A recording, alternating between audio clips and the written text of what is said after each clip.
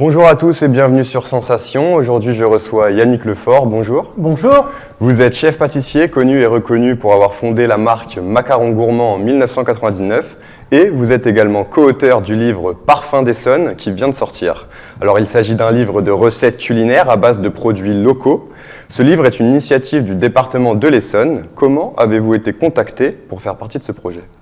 En fait, je connais par rapport à d'autres associations Brigitte Vermillet qui est la vice-présidente du département et qui un jour m'a dit si on faisait un livre, est-ce que ça t'intéresserait ? Et bien évidemment, c'est un projet qui m'a intéressé immédiatement parce que les produits locaux, ça fait presque partie le consommer local et travailler avec des producteurs locaux, ça fait presque partie de l'ADN de Macaron Gourmand. Vous l'avez dit, l'objectif du livre était de valoriser donc les ressources du terroir, mais aussi de valoriser le consommé local. C'est pour ça que vous avez accepté ce projet ? Oui, entre autres, parce que d'une part, c'est très intéressant de travailler avec les produits qui nous environnent. C'est même vital. Moi, je considère que c'est vital dans ce sens où on ne peut pas vivre dans un territoire et ne pas connaître ses richesses, ne pas connaître de quoi il est fait. Et ne pas transformer les produits qui nous environnent.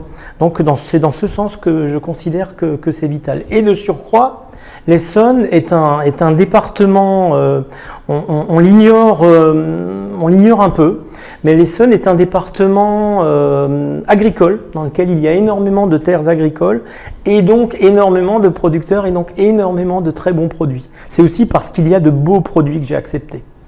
Vous avez coécrit ce livre avec Aymeric Dreux, qui est chef du restaurant gastronomique Le Bouche à Oreille à Boutervilliers.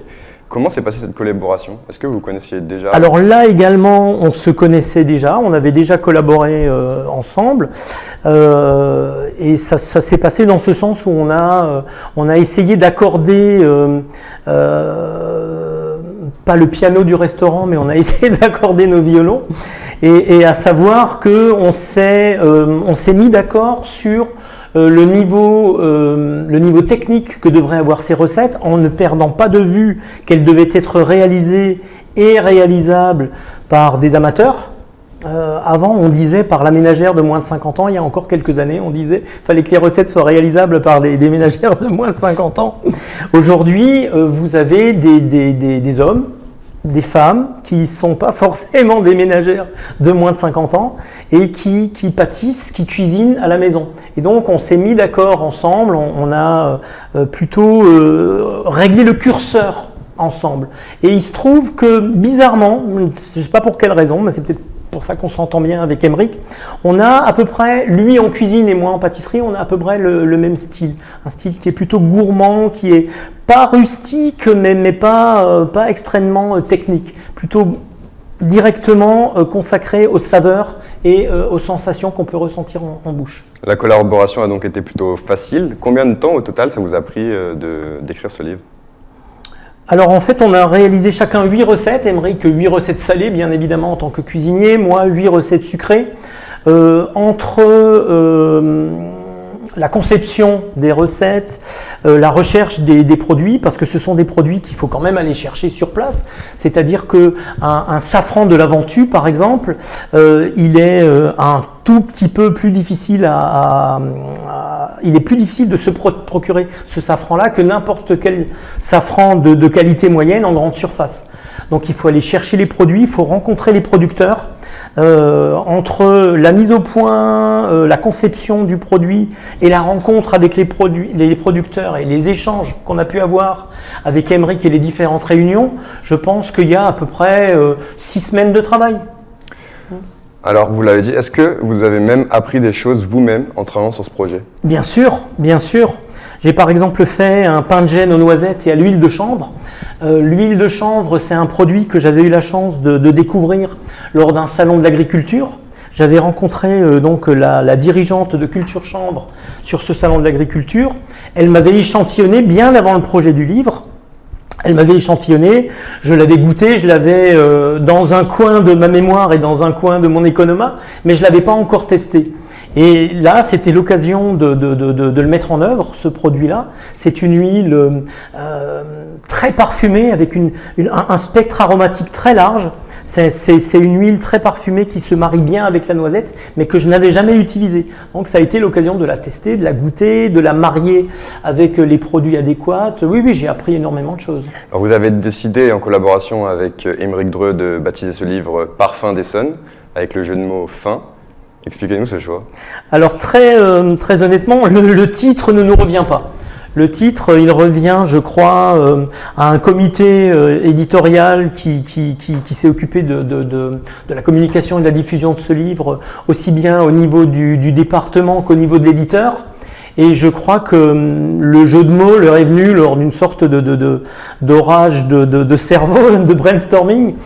Mais moi, je trouve que ça c'est un jeu de mots, mais ça correspond bien. Parce que on a forcément, avant de réaliser un dessert ou un plat de cuisine, on a forcément envie de combler un besoin et donc la faim. Vous avez donc, c'est une initiative du département de l'Essonne qui vous a contacté pour faire ce livre. Les Essonniens connaissent mal leur département. Est-ce que vous avez voulu, en écrivant ce livre, essayer de faire découvrir aux Essonniens d'une meilleure manière leur territoire et comment cette richesse du territoire essonnien vous l'avez perçue? En fait, moi, cette richesse, je la connaissais. Parce que, comme je vous le disais tout à l'heure, je connais parfaitement les producteurs, parfaitement. Je connais bien beaucoup de producteurs qui m'environnent. Moi, cette richesse, je la connaissais, mais aussi parce que c'est mon métier. Parce que c'est mon métier de fuiner, parce que c'est mon métier de découvrir des produits. C'est mon métier d'utiliser le maximum de saveurs afin que le client ne s'ennuie pas en dégustant vos pâtisseries ou vos plats quand c'est un restaurant. Et je crois que vous avez raison en disant que les Essonniens connaissent pas forcément leur département, ou en tout cas pas les richesses les richesses culinaires, les richesses de l'agriculture de ce département, ils ne le connaissent pas forcément. Et forcément, c'est une motivation ça a été une motivation supplémentaire pour moi de me dire qu'à travers des petites actions comme ça, petit à petit, les gens vont s'intéresser et par conséquent découvrir leur région, leur département et les produits que l'on produit dans cette région-là. Alors justement, Yannick Lefort, quels sont les produits que l'on produit en Essonne? Alors on fait par exemple de la menthe qui est extraordinaire, une menthe qui est douce et aromatique à la fois. On fait du miel un peu partout on fait de très très bons miels. Moi j'ai fait le choix de prendre un miel vraiment au plus près de chez moi, c'est un miel du Val d'Hyères, mais on trouve aussi du coquelicot d'Oncy. Ça, c'est un peu plus particulier. Le coquelicot d'Oncy, qui, dans ce livre, c'est pas mon livre, qui dans ce livre vient imbiber un savarin. On fait de l'huile de chanvre. Ça, je ne le savais pas. Il y a également une grande spécialité de thym serpolet. Le thym serpolet, je ne veux pas dire de bêtises, mais je crois même qu'il est endémique à notre région. C'est un thym très très particulier et qui est magnifique. Ensuite, forcément, on fait du cresson, on fait de très très belles choses. Si vous deviez nous expliquer une recette coup de cœur que vous avez vue et écrite pendant ce livre, ce serait laquelle? Forcément le macaron miel safran. Moi je suis passionné par les macarons. C'est un macaron à la base, tout ce qu'il y a de plus traditionnel, sauf qu'il est réalisé moitié pour moitié avec des amandes et des noisettes, poudre d'amandes et de noisettes. Ensuite on réalise une crème au beurre où on remplace le sucre par du miel. Donc on a une crème au beurre qui est très très goûteuse et on a, pour réaliser cette crème au beurre, on a fait infuser du safran de la Ventoux dans le lait. Et donc on obtient une crème au beurre miel safran qui se marie vraiment parfaitement bien avec le macaron aux amandes et noisettes. Merci Yannick Lefort d'avoir été avec nous sur Sensation. Je rappelle que vous êtes chef pâtissier, connu et reconnu pour avoir fondé la marque Macaron Gourmand en 1999 et co-auteur du livre Parfum d'Essonne avec Aymeric Dreux, chef du restaurant gastronomique Le Bouche à Oreille à Boutervilliers. Les recettes du livre sont illustrées par Ludovic Combe. Cet ouvrage est d'ores et déjà disponible à la boutique du domaine départemental de Montaugé et dans les librairies de tous les lieux touristiques de l'Essonne. Vous pouvez retrouver cette émission en podcast audio et vidéo sur notre application Radio Sensation.